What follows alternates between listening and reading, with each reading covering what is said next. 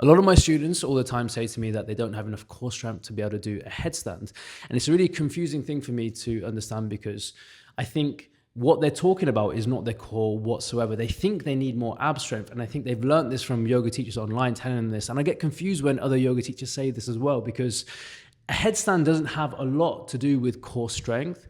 At least the word core in the way that I think they're talking about it, they're talking about their abs. And your abs don't have much to do with the headstand whatsoever. There's a little bit of ab engagement going on there, but not a lot. Okay, so the headstand primarily, once the neck and the head is stable and it's strong enough to weight bear, is predominantly a back extension movement. And that might sound strange, but it's the same movement patterns that you do when you're doing back bends, that extension of the muscles in your posterior chain. A better thing to think about when you're doing headstand or trying to get the headstand is to think what you do when you do cat-cow movement. So I'll put this mic down here because I haven't found a good way to do this video with this mic landing in my mouth at some point.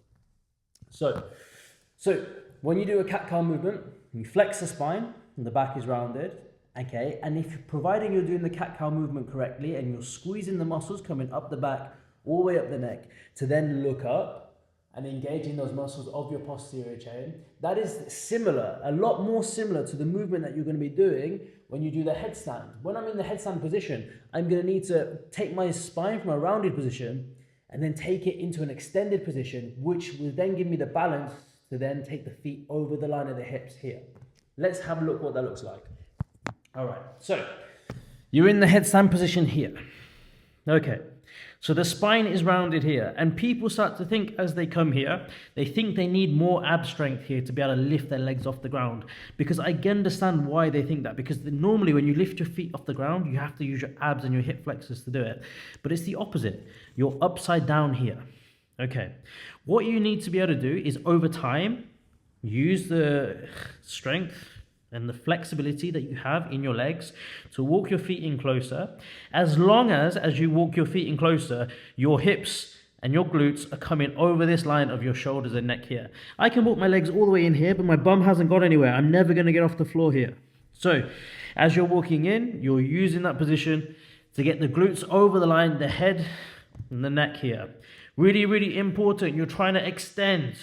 You push the floor away with your head. You're squeezing these neck muscles here.